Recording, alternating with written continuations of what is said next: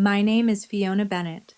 I'm 30 years old, and last week, my father called me crying. It was the first time in my entire life I had ever heard him cry. 2 years ago, I was the one on the phone, crying. I had just been diagnosed with stage 3 cancer, and my father said something that I will never forget. 6 months of chemotherapy, 36 hospital visits, and not a single one, with my family by my side. They were too busy planning my younger brother's wedding.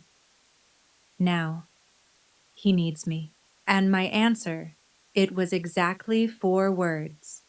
If this story resonates with you, please take a moment to subscribe to the channel and leave a comment letting me know where you're watching from.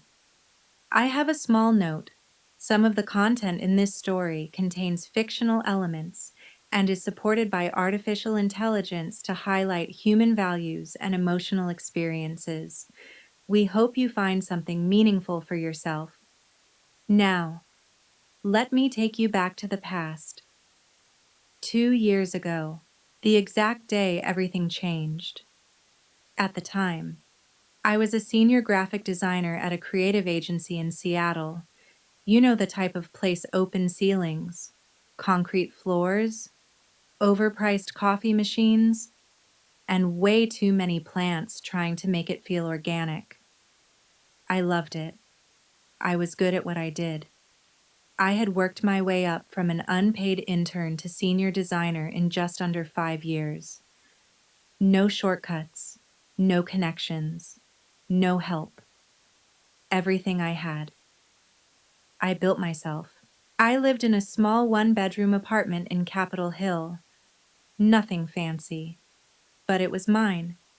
There was a tall green monstera by the window that I somehow managed to keep alive for 3 years straight, which, honestly, felt like a bigger achievement than my promotion. My life was simple, structured, predictable. Coffee at 6:30, gym 3 times a week, dinner every Thursday with my best friend, Lila. That Wednesday started like any other. I was deep into a campaign for a tech startup client. Tight deadline, endless revisions. My laptop was buzzing every few seconds with notifications.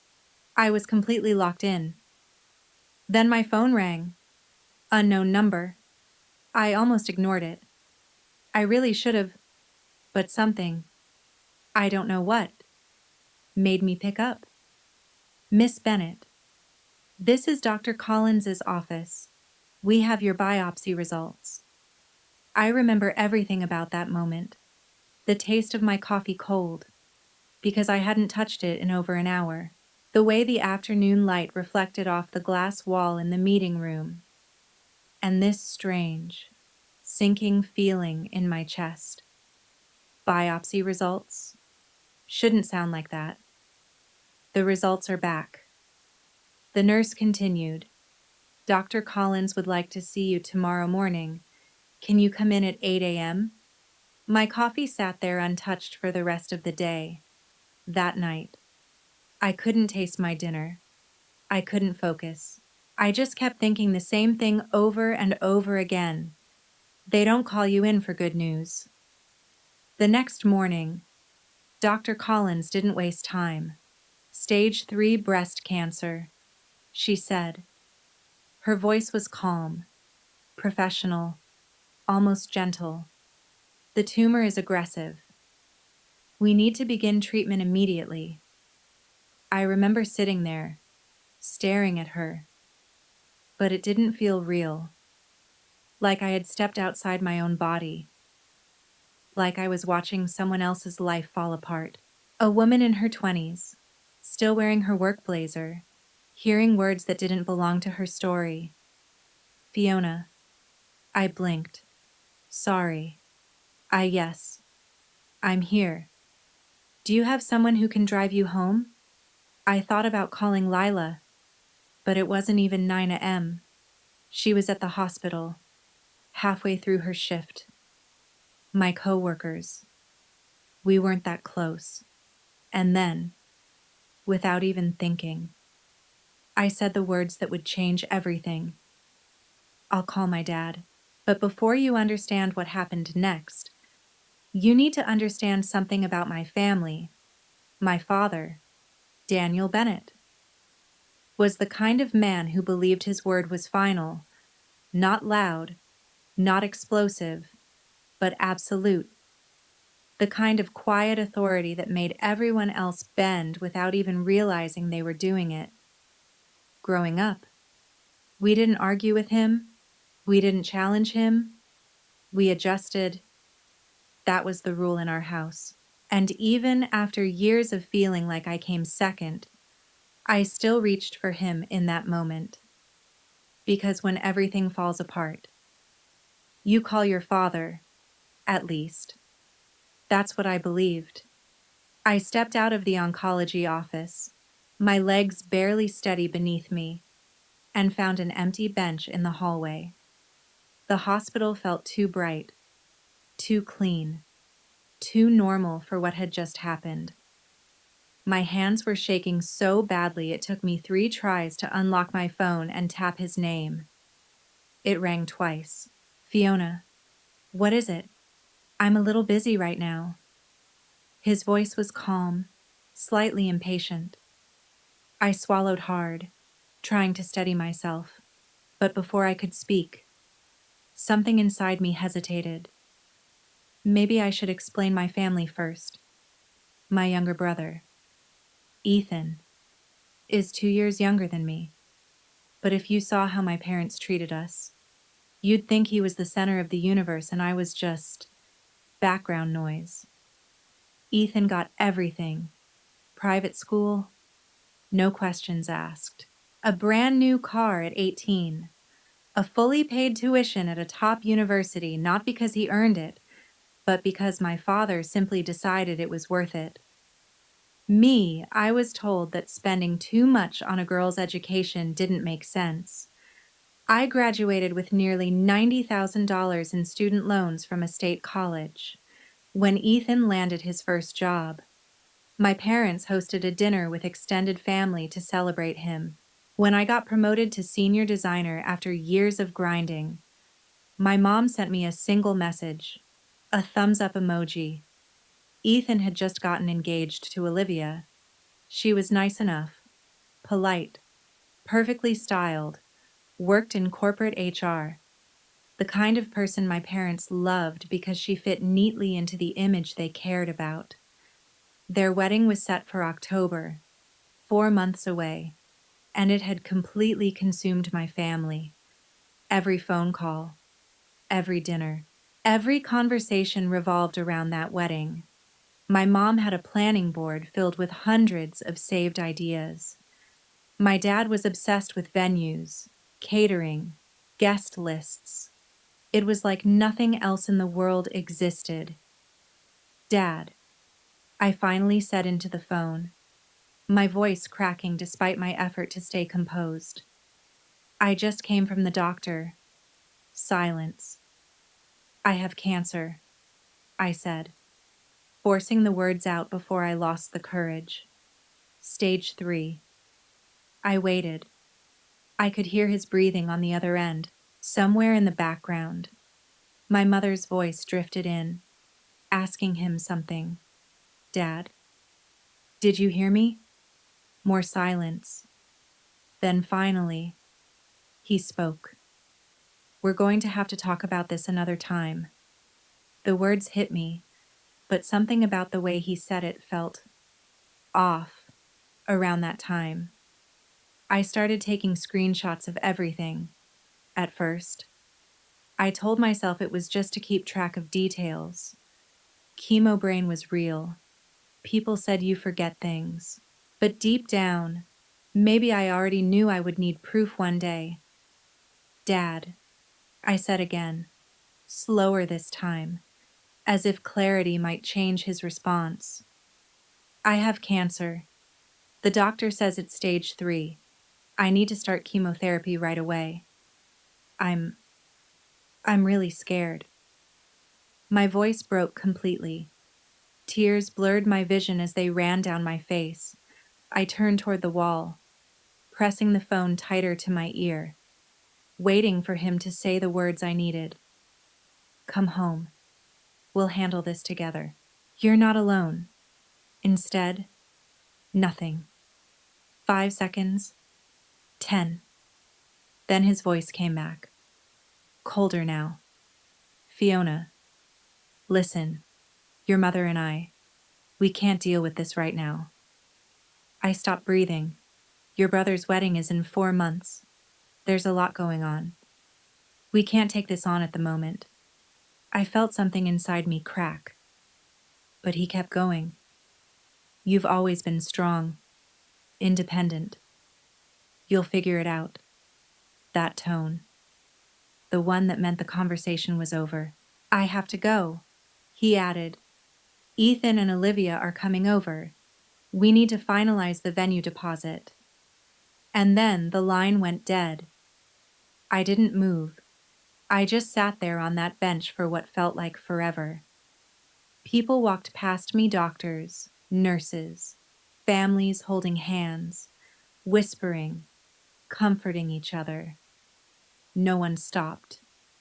No one noticed. I was just another person sitting in a hospital hallway, having the kind of day that divides your life into before and after. I wanted to call him back. I wanted to scream, your daughter might be dying. A wedding is one day. Cancer is every single day after that. But I didn't. I just stared at my phone, opened the call log, and took a screenshot.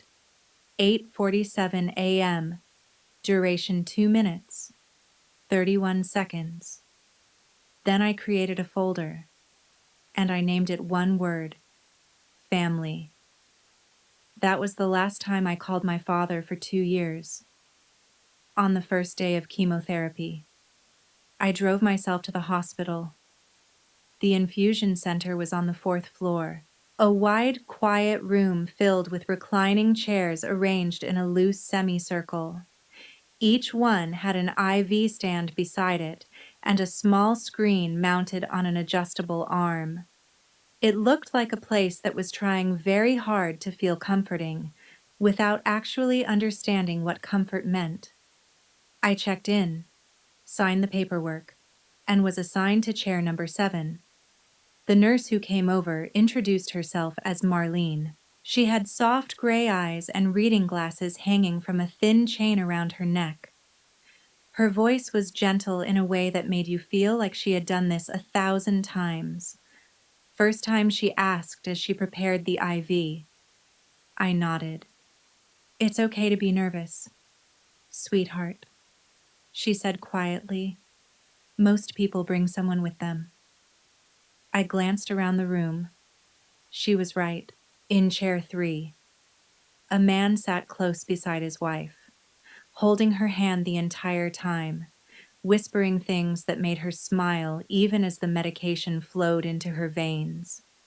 In chair 5, a teenage boy leaned back with his eyes closed while his mother read to him softly from a paperback novel. In chair 9, an elderly man sipped from a thermos while his daughter adjusted his blanket with practiced care. And in chair 7, there was just me. I pulled out my phone and texted my mother. Starting chemo today. I'm scared. I stared at the screen for a while after sending it, watching the typing indicator that never came. 6 hours later, I was back home, curled up on the cold tile floor of my bathroom, shaking from nausea I hadn't been prepared for when her reply finally arrived. Hang in there. Sweetie, I'm at the florist with Olivia picking centerpieces. Do you think lilies or roses look better?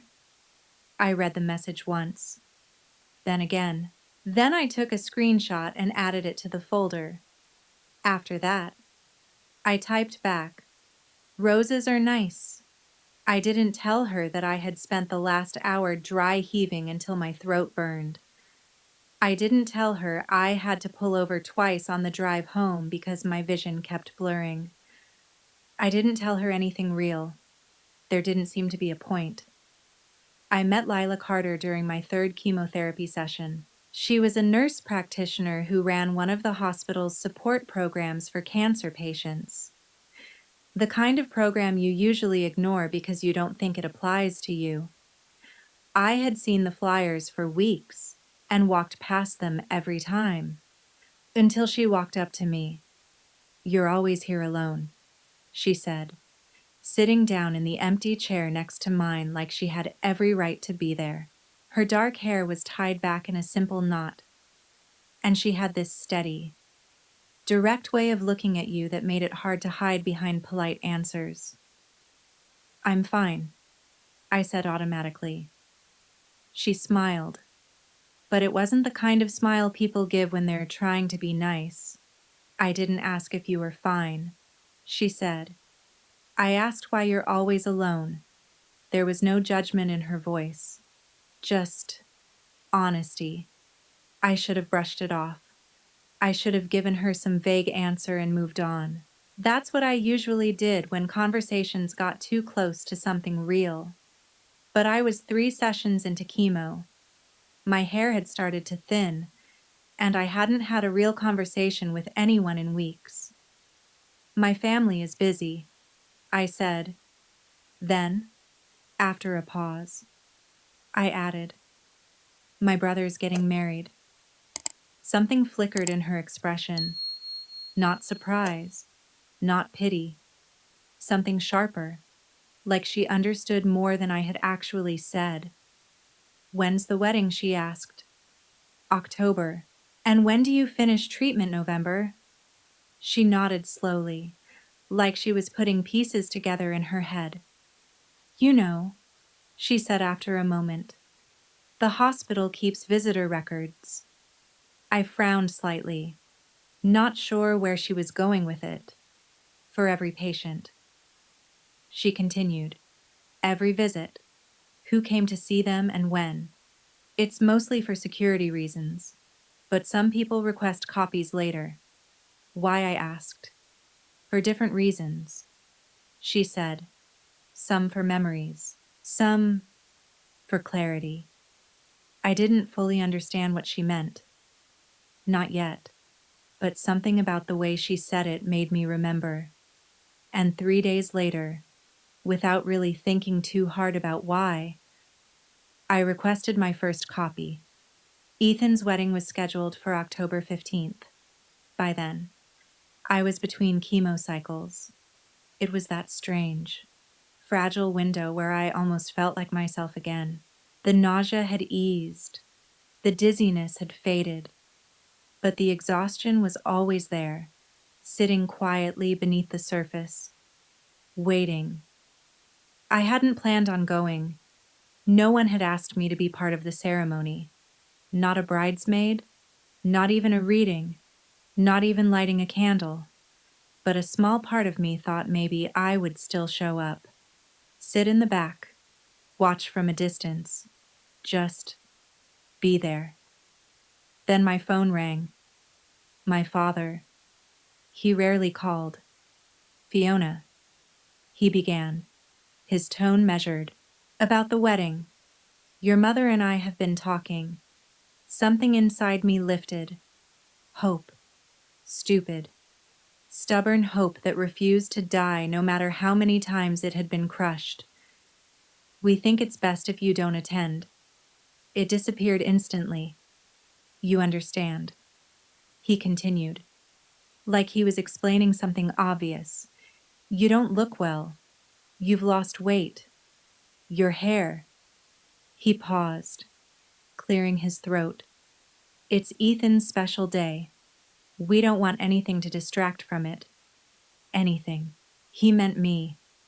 Distract meant reminding people that his daughter was fighting for her life while they were celebrating table settings and flower arrangements. "I understand," I said, and I did. I understood exactly what kind of family I had. The wedding happened without me. I saw it through photos online. My mother posted an album that evening, smiling faces, perfect lighting. Carefully curated happiness. She got hundreds of likes. In one photo, my father stood tall in a tailored suit, smiling like nothing in the world was wrong. In another, my mother dabbed at her eyes, elegant and emotional. Ethan and Olivia stood at the center of it all, glowing, surrounded by guests who had no idea I even existed. The caption read, "The happiest day of our family's life."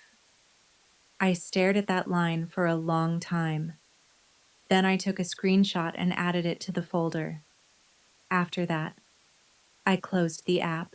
I didn't open it again for 6 months. Some things only need to hurt you once. 3 weeks after the wedding, the medical bills started arriving. At first, it was just a few envelopes, then more, then stacks. My insurance covered a lot, but a lot isn't the same as everything.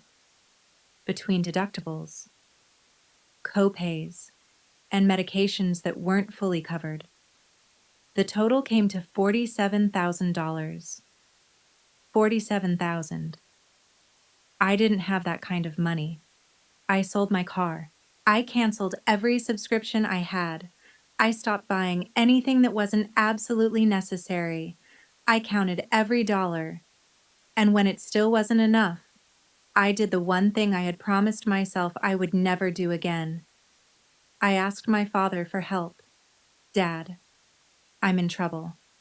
I typed, "The medical bills are more than I can handle. Could I borrow some money? I'll pay you back." I stared at the message for nearly 20 minutes before sending it. My finger hovered over the screen like I was about to trigger something irreversible, but I was out of options. And desperation has a way of quieting your pride. His reply came 2 hours later. "Your mother and I just finished paying for Ethan's wedding. We don't have anything extra right now. Have you considered taking out a personal loan? Your credit should be strong enough." I read it once, then again, then a third time, waiting for anything else. A sorry. "We wish we could help. Even just a we love you." Nothing came. $47,000. That was the cost of staying alive. And my family, who had just spent $80,000 on a wedding, couldn't spare a single dollar to help me survive. I took a screenshot, added it to the folder. Then I opened my banking app and applied for a personal loan, 14% interest. It would take years to pay off, but at least I would be alive long enough to try. At least, I hoped I would be. The worst night came after my 4th round of chemotherapy. My doctor had warned me that it would get harder, that the effects would build with each cycle, but nothing prepares you for what that actually feels like. It was 2 a.m. I was on the bathroom floor, shaking so violently my teeth wouldn't stop chattering. My body felt like it was trying to reject itself, like every cell inside me was fighting something I couldn't see. That was the night I lost my hair. Not slowly, not gently, all at once. I woke up and saw it on my pillow. Blonde strands everywhere. The same hair my mother used to braid when I was little. The same hair I had never once imagined losing. I stared at it for a second. Then I crawled to the toilet and started vomiting, over and over again, until there was nothing left. And then somehow, my body kept going. At 2:47 a.m., I reached for my phone and called my mother. It rang 8 times. Voicemail. I called again. Voicemail. Again. Voicemail. By 3:15 a.m., I stopped trying. Instead, I texted Lila. "I think I need help." She showed up 40 minutes later, still in her scrubs from a late shift. She didn't ask questions, didn't say anything unnecessary.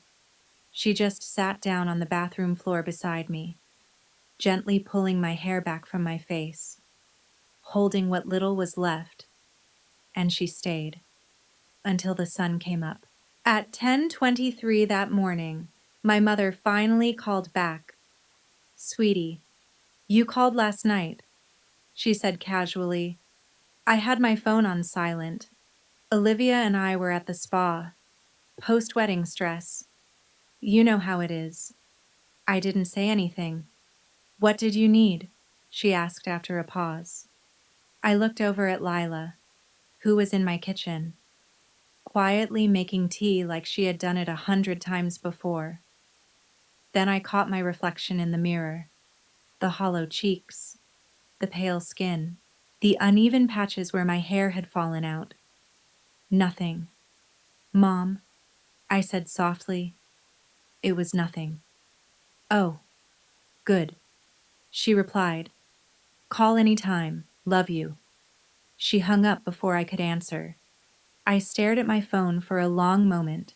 Then I opened the call log, took a screenshot, and added it to the folder. That was the moment I finally understood what family meant.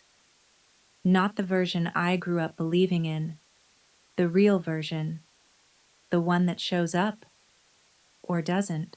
If you think my parents, for any reason, were justified in being cold and indifferent toward their own daughter while she was seriously ill, then leave the word yes in the comments. But if you cannot accept that behavior, then write cruel, so I know. 2 years later, I was cancer-free. The day Dr. Collins told me there was no evidence of disease, I didn't react right away. I just nodded, walked out of the office, got into my car, and sat there. Then I cried for an hour, not from sadness, not even from happiness, just release. 2 years of holding everything in, and finally, I could breathe again.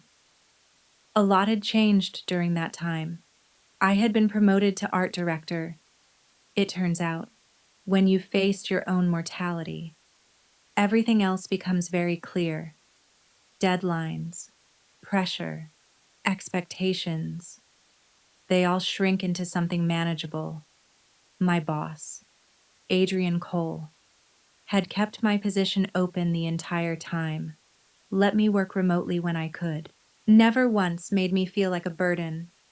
When I thanked him, he just shrugged. "You're talented," he said. "Talent is worth waiting for." I moved out of my old apartment too, sold it and bought a small condo downtown. Nothing extravagant, but it had a large window that overlooked the city and enough sunlight for my monstera plant, which somehow survived everything I went through. I bought myself a navy cashmere scarf to celebrate 1 year in remission. It was the most expensive thing I had ever purchased that wasn't related to medical bills, and it felt like a quiet victory. Lila and I were still close, closer than ever. We still had dinner every Thursday, just like before, but somewhere along the way, she stopped feeling like just a friend. She became something else, something deeper, the kind of family I had spent my whole life wishing for. I hadn't seen my family in 2 years. We exchanged the bare minimum, a quick Happy New Year, a birthday emoji. Nothing real, nothing that meant anything. At some point, I stopped expecting more. I told myself I had made peace with it. Maybe not peace, maybe just a quiet, fragile truce, because I had a life now, a good life, a life I built entirely on my own. And then my father called. It was a Thursday evening. I was standing in my kitchen, cooking dinner, salmon with roasted vegetables, something I had learned to make during treatment, back when food was one of the only things I could still control. The pan sizzled softly, and then my phone lit up. "Dad." I froze. I stared at the screen as it kept ringing. For a second, I thought about letting it go to voicemail. That had become my default with anything connected to them. Ignore it. Move on. But something stopped me. Curiosity. Maybe. Or something deeper. Something I didn't want to admit was still there. I picked up, "Hello, Fiona." His voice was different. Thinner. Uncertain. My father had never sounded uncertain before. "I need to see you." That was it. "No, how are you?" "No, it's been a long time." No apology. Just, "I need—" "What's going on?" I asked. There was a pause. I could hear movement in the background. My mother's voice. Distant. Asking something I couldn't make out. "I've been diagnosed with something," he said finally. Another pause. "Parkinson's disease. Early stage, they say." But he didn't finish. I stood there, phone pressed against my ear, not moving. The salmon started to burn in the pan. I didn't notice. "I need my family around me right now." He continued, "We're having dinner this Sunday? At the house? Your mother, Ethan, Olivia. I want you there." Another pause. "We need to discuss the future." The future, as if I hadn't already spent 2 years building one without him. "Okay." I heard myself say, "I'll be there." After I hung up, the silence in my apartment felt louder than anything he had said. And then, something hit me. In that entire conversation, he never once asked if I was okay. He didn't ask about my health, didn't ask if I was still sick. He didn't even know if I had survived. I stood there for a long time, staring at the dark screen of my phone. Then I turned off the stove. The next 2 days were strange. I found myself shifting between dread and something else. A kind of quiet curiosity. Parkinson's disease. Of course. I looked it up. That's what I do now. I research. Early stage Parkinson's isn't immediate, it's slow, gradual. It takes things from you piece by piece. Control, movement, independence. Eventually, everything. It requires long-term care, patience, time, someone willing to put their entire life on hold. And suddenly, everything made sense. He hadn't called because he missed me. He hadn't called because he regretted what he did. He called because he needed something, and I was the obvious choice. The daughter without a husband, the daughter without children, the daughter who had always been expected to give more than she received. That night, I called Lila. "You're going?" she asked, her voice careful. "I need to know what they want," I said, "and I need them to say it to my face." There was a pause on the other end. "I'm not going to let them manipulate me," I added quietly. "Not this time." My fingers brushed against the navy cashmere scarf hanging by the door. A small, soft reminder of everything I had survived. "But I need to see them," I said. "I need to face it." Lila didn't respond right away. Then, gently, she said, "You still have that folder, don't you?"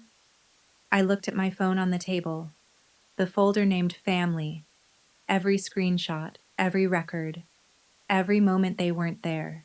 "Yeah," I said softly. "Bring it with you." She replied, "You still have that folder." "Right. The screenshots, the hospital records." Her voice was careful, measured. "Bring it. Not to use against them, but to remind yourself of the truth, in case they try to rewrite it." After the call ended, I sat on my bed for a long time. Then I picked up my phone, opened the folder, and started scrolling. 2 years of evidence, messages left unanswered, call logs that ended too soon, medical records with my name at the top, and an empty column where visitors should have been, line after line, date after date. None, none, none. If someone had asked me to describe my family, I could have shown them that folder, because everything was there, not in words, in proof. Sunday came faster than I expected. I got dressed slowly, carefully, not to impress them, but to protect myself. Black slacks, a cream silk blouse, the navy cashmere scarf resting softly over my shoulders. I looked in the mirror. I looked healthy, successful, put together, like someone who had built a life without needing anyone. Before I left, my phone buzzed. Lila, remember, you don't owe them anything, not a single thing. I read the message twice. Then I locked my phone and walked out the door. The drive to my parents' house took about 40 minutes. Nothing had changed. The same quiet neighborhood, the same perfectly trimmed hedges, the same house, white exterior, black shutters, 3 stories, 5 bedrooms. A lawn so perfectly maintained it didn't even look real.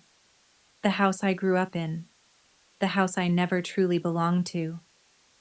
I sat in the car for a few minutes before getting out.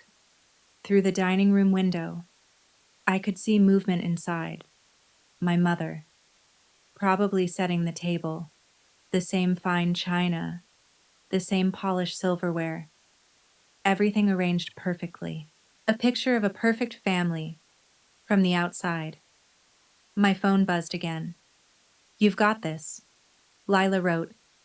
"You survived cancer. You can survive dinner."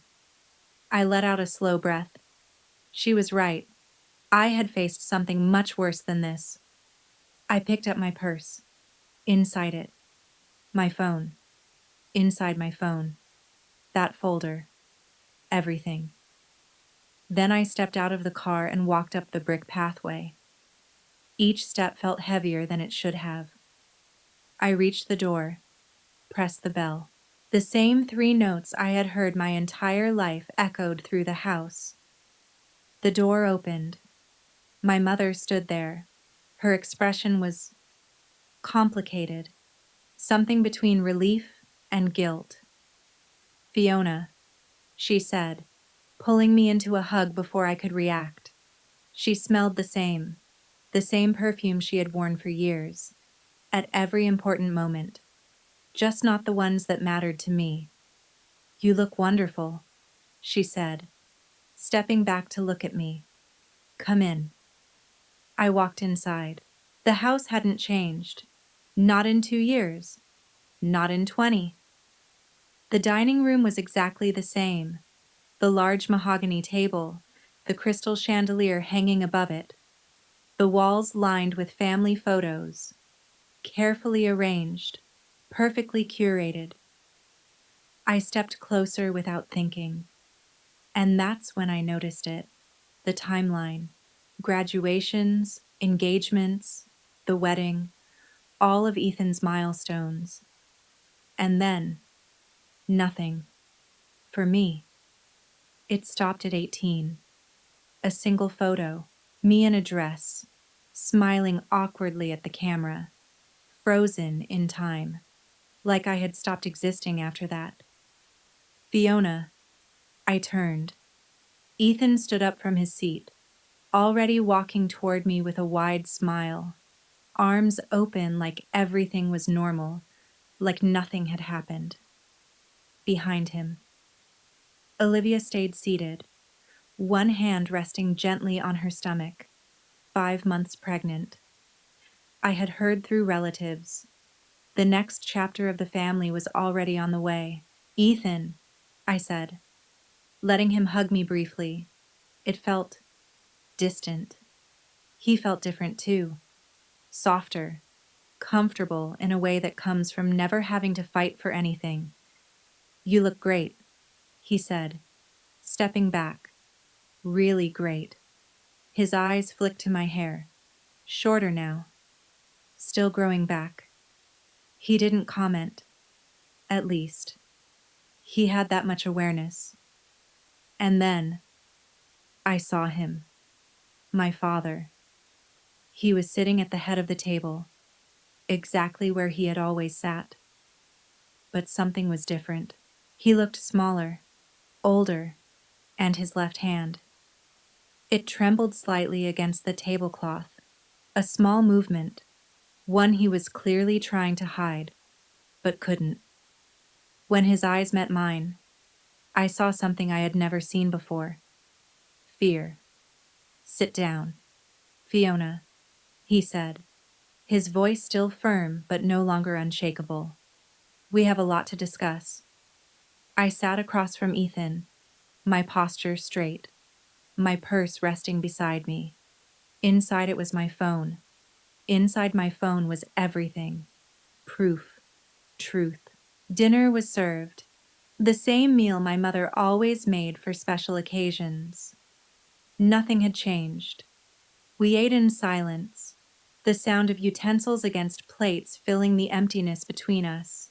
When the plates were cleared, my father stood, gripping the table slightly for balance.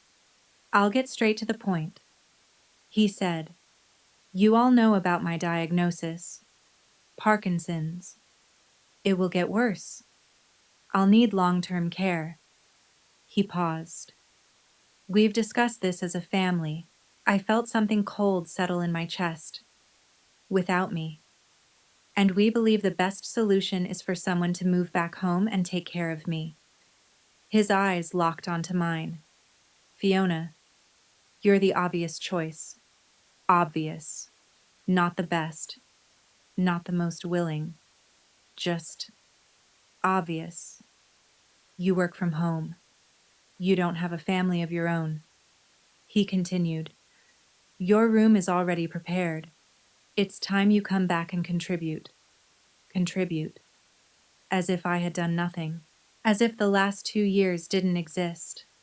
Ethan nodded, avoiding my eyes. "It makes sense. I've got a baby coming. Work is overwhelming." Of course. Everyone had a reason. I looked at my father, at his trembling hand, at the expectation in his eyes, and I smiled. "Think about what you're asking," I said quietly. "We're not asking," he replied. "We're telling you. You're the daughter. This is what daughters do." The old pressure crept in, the instinct to comply. But that version of me was gone. She had died 2 years ago, alone. "Before I answer," I said calmly, "I want to ask you something." He frowned. "When was the last time you asked how I was doing silence? When was the last time you asked if I was even alive?" No one spoke. "You say I have a responsibility to this family," I continued. "But when I was fighting for my life, where was this family, Fiona?" "That's not my mother," began. "No. I want an answer." I held my father's gaze. "Do you even know if I'm in remission? Do you know anything about my health?" "Nothing. You're sitting there acting like everything is fine." I said, "Am I wrong?" His expression shifted. Confusion, then discomfort. "You had cancer," he said slowly. "I had stage 3 cancer." I corrected. The words hung heavy in the air. 6 months of chemotherapy. I lost my hair. I lost weight. I paid $47,000 because you refused to help." He went silent, for the first time in my life, completely speechless. "I'm cancer-free now," I continued. 2 years in remission. I paused. But you didn't know that because you never asked. I took out my phone. You never asked because you didn't care. My mother started crying. That's not fair. She whispered. We had the wedding. The wedding, I repeated. Important enough for $80,000. But my treatment wasn't important enough for a single visit. Ethan shifted. We didn't know it was that serious. I called Dad the day I was diagnosed. I told him everything. Then I looked at my father. And you said, we can't deal with this right now. Your brother is planning his wedding. He shook his head weakly. Yes, you did. I placed my phone on the table. Would you like to see the messages? The call logs. The hospital records. I opened the file. Lines of dates. One column repeated again and again. None. None. None. 36 treatments. I said. 0 visitors. Silence filled the room. My mother stared at the screen, shaking. I don't understand. Why didn't you tell us? I did. I said. I showed her the messages, the calls, the proof. Ethan's face turned pale. This can't be real, he muttered. It is. I said. This isn't my opinion. This is what happened. I looked at all of them. This is what you did. I took a breath. I don't need an apology. I just need you to remember this. Before you ask me what I'm going to do next. I stood. Because when you've been abandoned by the people who were supposed to protect you, you learn to protect yourself. You learn to keep proof. Because feelings can be denied, but evidence can't. And in that moment, the silence in that room said everything. I had stage 3 cancer. I let the words settle. I went through 6 months of chemotherapy. I lost my hair. I lost weight. I paid $47,000 because you told me you couldn't help. My father opened his mouth, then closed it. For the first time in my life, he had nothing to say.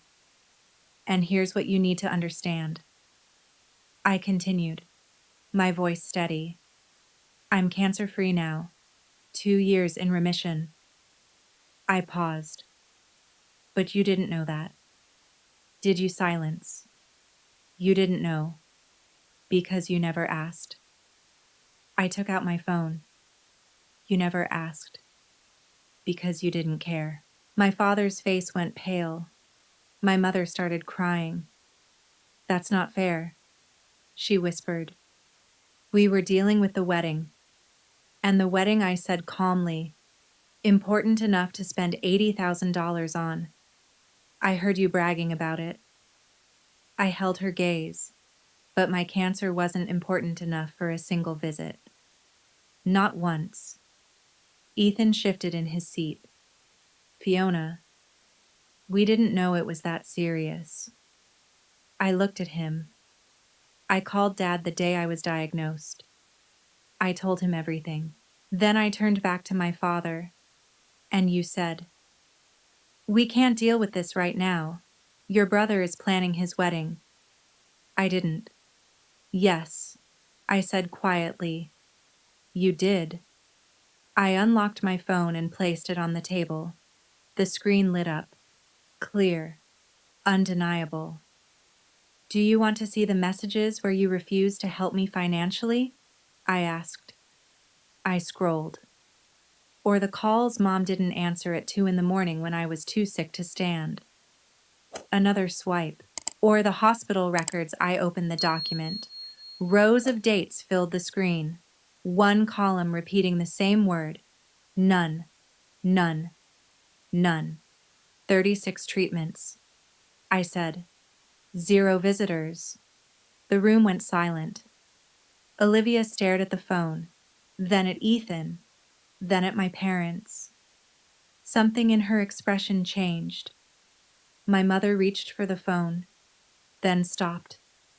I didn't, she whispered. There was nothing left to say. I pushed the phone toward them. You can look.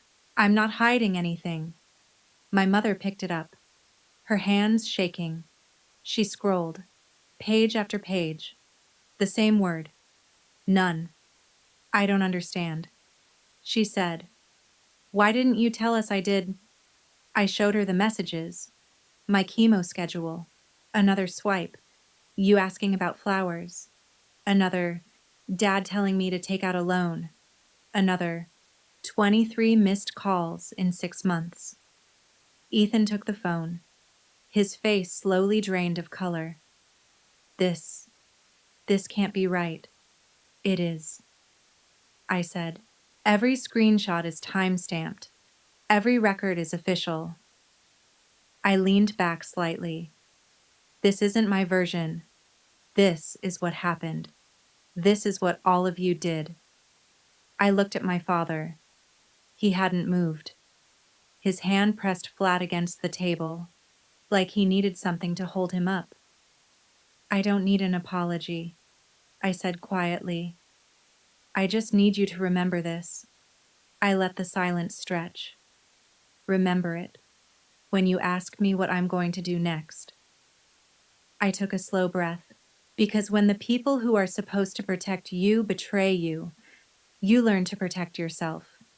You learn to keep proof. I glanced at the phone, because feelings can be denied, but evidence can't. No one spoke. My mother was crying openly now, not quietly, not controlled. Something real had finally broken.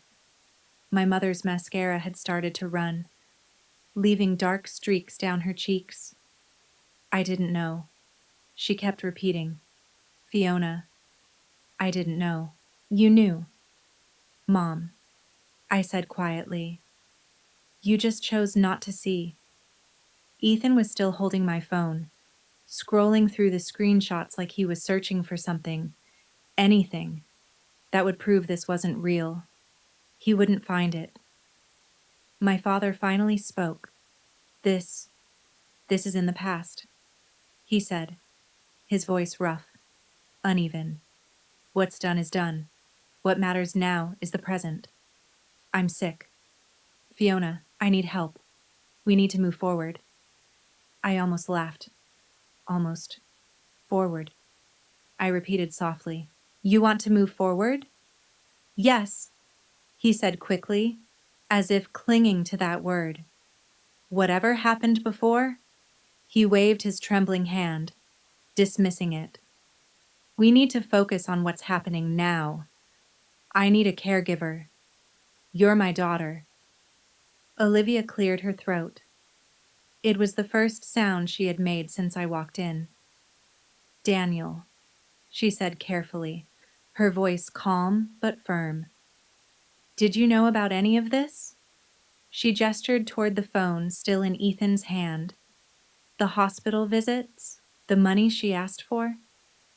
My father didn't answer. He knew. Ethan said quietly. His voice had changed. He was staring at the screen, frozen on one of the messages, the one where my father told me to take out a loan. Dad, you knew, he repeated, this time louder.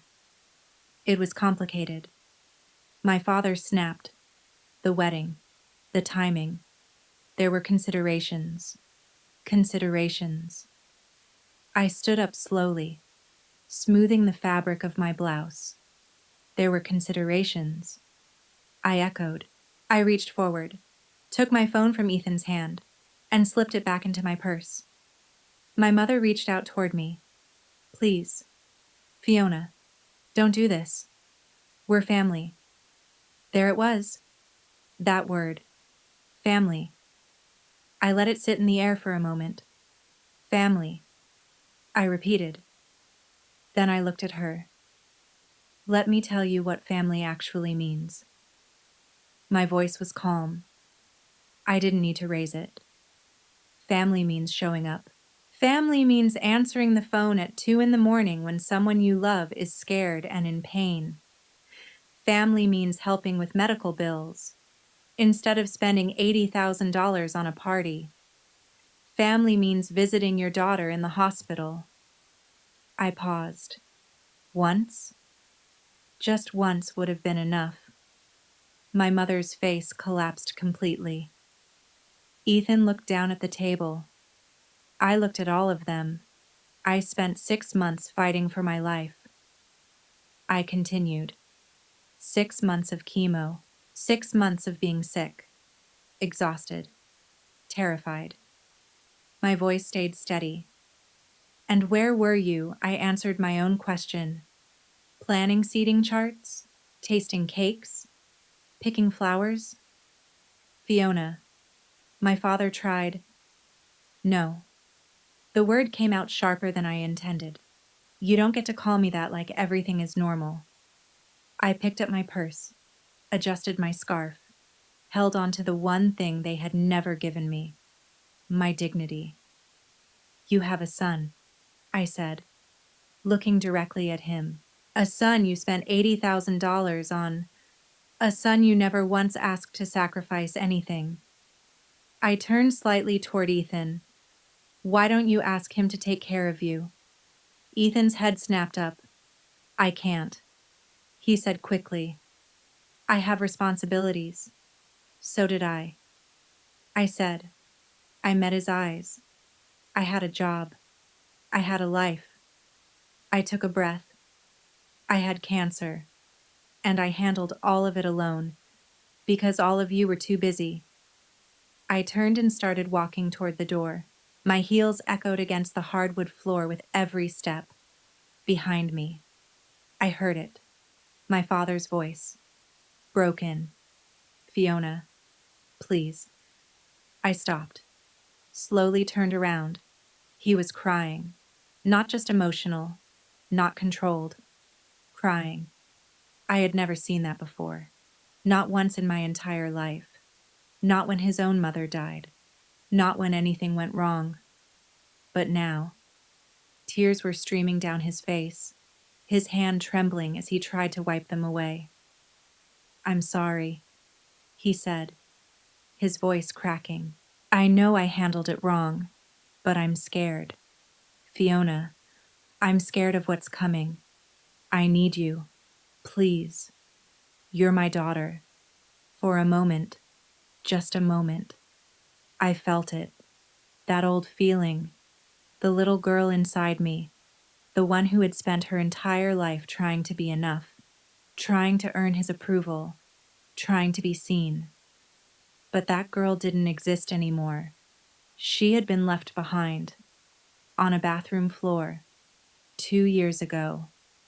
Alone. I stepped closer. Just enough so he could see my face clearly. Dad, I said calmly, I hear you, and I understand that you're scared. I paused. But there's something you need to hear. I held his gaze. 2 years ago, I called you. I told you I had cancer.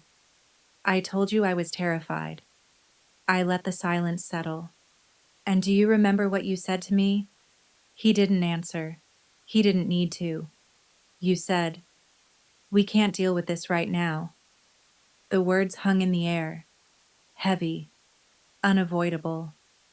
I gave a small, quiet smile, not angry, not bitter, just clear. So here's my answer. Dad, I can't deal with this right now. 4 words. The same 4 words he had given me. My mother gasped. Ethan stared at me, stunned. My father didn't move. He just looked at me as the meaning of what I said finally sank in. Then I turned and walked out.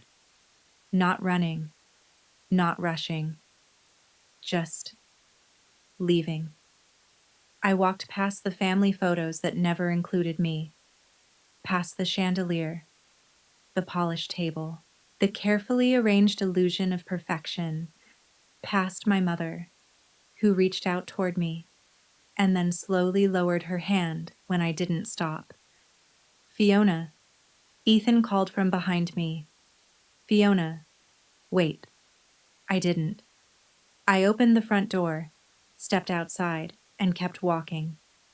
The cool evening air hit my face like something clean, like relief. My car was still in the driveway, exactly where I had left it, behind me. I heard the door open again, footsteps rushing toward me. Please don't do this. My mother's voice broke. We're your family. We love you. I stopped at the car door. For a second. Then I turned. Mom, I said gently, family doesn't leave you alone to die. Her face crumpled.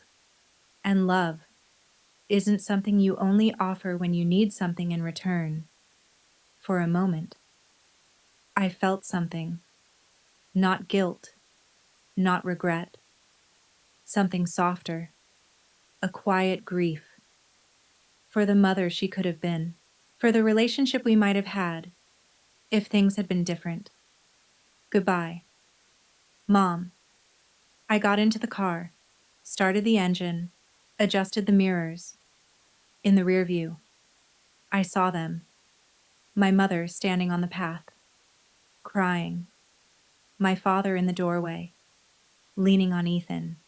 Olivia just behind them, her hand resting on her stomach, watching me with an expression I couldn't quite read.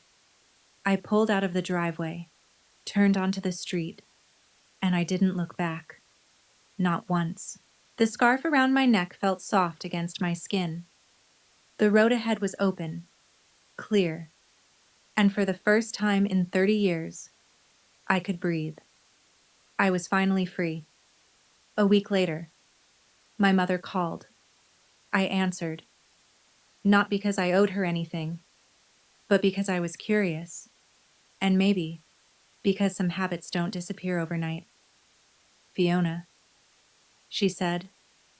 Her voice sounded different, tired, older. I wanted to tell you what's been happening. Okay, I said. There was a pause. Ethan had to take a leave of absence from work. She continued. Another pause. Your father's condition is progressing faster than expected. He needs help now. Every day. Meals, medication, getting dressed. I listened. Quietly. Ethan is doing it. She added. He didn't really have a choice. With Olivia pregnant, they can't afford a full-time caregiver, and your father refuses to consider a nursing facility. She exhaled slowly. He already missed an important project. His manager isn't happy. There's talk he might lose the promotion he was expecting. I thought about Ethan, the golden child, the one who had never been asked to give anything up, the one who had everything handed to him. Now suddenly, he was being asked to sacrifice. I'm sorry to hear that, I said, and I meant it. Not for him, but for the situation, for the reality that had finally caught up with them. Olivia is struggling. My mother continued. She didn't expect this. They've been arguing a lot. She hesitated. She said something the other day. What did she say? I asked. A long pause. She said, she's starting to understand why you left. I let that sit. Olivia, the quiet observer, she had been watching all along. And now, she was beginning to see. Thank you for telling me, I said. Another pause. Will you come back? My mother asked softly. No, I said. My voice didn't waver, but I hope Ethan figures it out. I ended the call. 3 weeks later, I received a message from my mother. Just one, but it was different from anything she had ever sent before. Fiona, I've been thinking a lot. I owe you an apology. A real one, not an excuse. I should have protected you when you were sick. I should have stood up to your father. I should have been there. I wasn't. And I have to live with that. I'm not asking you to forgive me. I'm not asking for anything. I just needed you to know. I see it now. I see what we did. And I'm sorry. I read it once, then again, then a third time. This was new. My mother had never taken responsibility for anything. In her world, things just happened. But this was different. I should have. I wasn't. I'm sorry. I didn't reply right away. I sat with it for 2 days, turning it over in my mind. On the third day, I finally wrote back. I appreciate you saying that. I'm not ready to talk yet, but I hear you. Her reply came almost instantly. That's okay. Whenever you're ready. Or never. Whatever you need. I stared at those last 4 words. Whatever you need. 4 words. So simple. So different from the ones I had been given 2 years ago. That Thursday, I showed the messages to Lila over dinner. She read them slowly, then looked up. How do you feel? I don't know. I admitted, maybe, a little hopeful, but careful. That's good, she said, squeezing my hand. You don't owe her forgiveness, but you can accept the apology. I know, I said. I'm learning. 2 weeks later, a letter arrived, handwritten, uneven, the handwriting of someone whose hands no longer listened. My name was written carefully on the envelope, Fiona Bennett. I carried it around for 3 days before opening it. Lila finally said, just read it. Waiting is worse. She was right. That night, I sat alone with a glass of wine and opened it. My father wrote that he wasn't good at apologizing, that he had made a choice, my brother's happiness over my survival, and that he would carry that for the rest of his life. He said he wasn't asking for forgiveness, not asking me to come back, only that he finally saw it, saw what he had done, saw who I had become without him. He ended by saying he had lost me not because of his illness, but because he failed as a father, and that he was sorry. I folded the letter and put it away.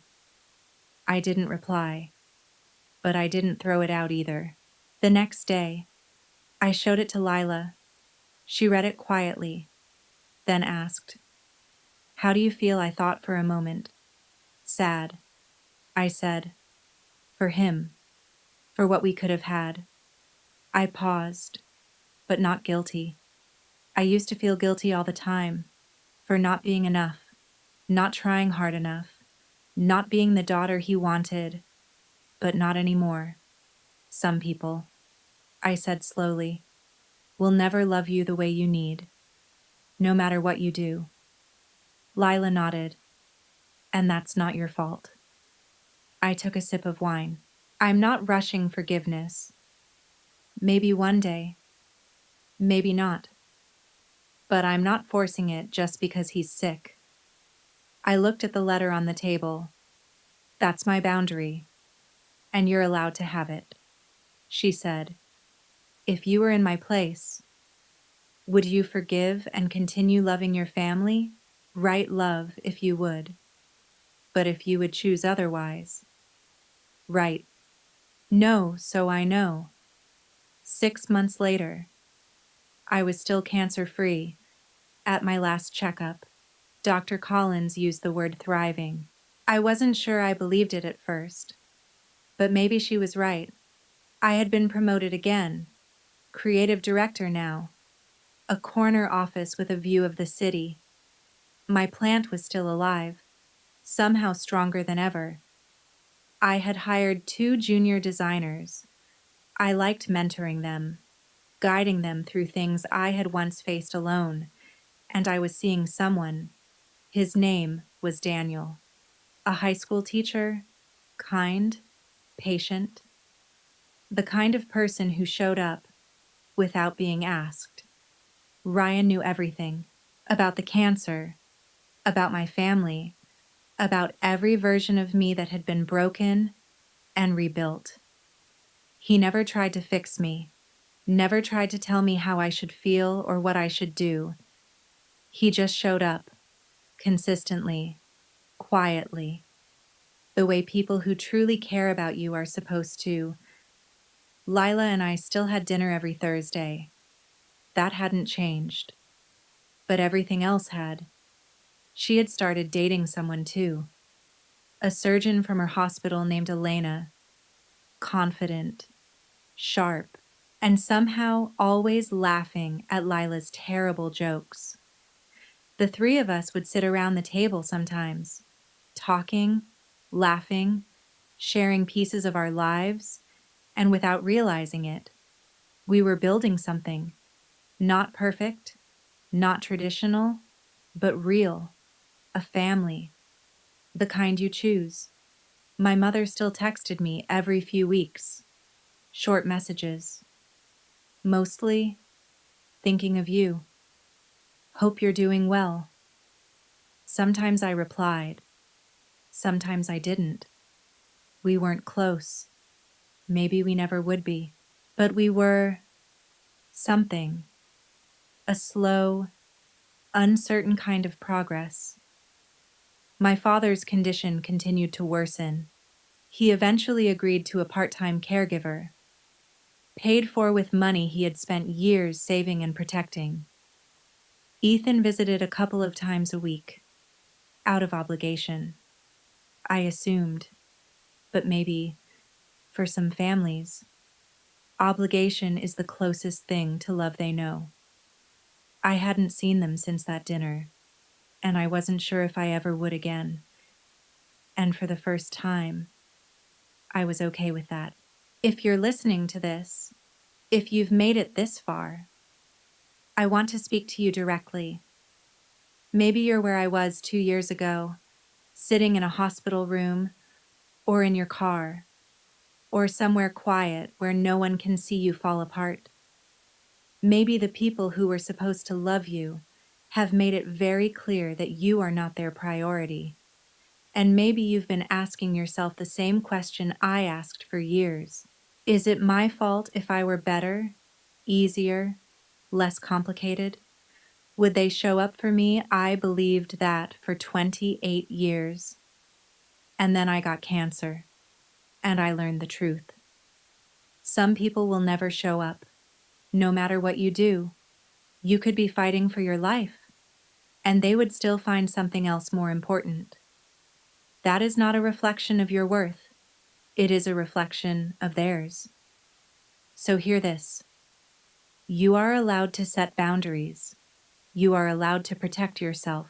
You are allowed to say no to people who only remember you when they need something. You are allowed to build a family out of the people who actually love you, even if they don't share your blood. Forgiveness is not something you owe. It's something you choose, on your time, or not at all. No one gets to decide how you heal. Those 4 words I said to my father, I can't deal with this right now. They weren't revenge. They were a mirror. I gave him back the exact words he gave me, and let him feel what they meant. Sometimes, that's the only truth people understand. And sometimes, the truth is what sets you free. Right now, I'm sitting in a small coffee shop. My favorite one. Big windows. Good coffee. The kind of place where you can just exist without anyone asking questions. It's Thursday afternoon.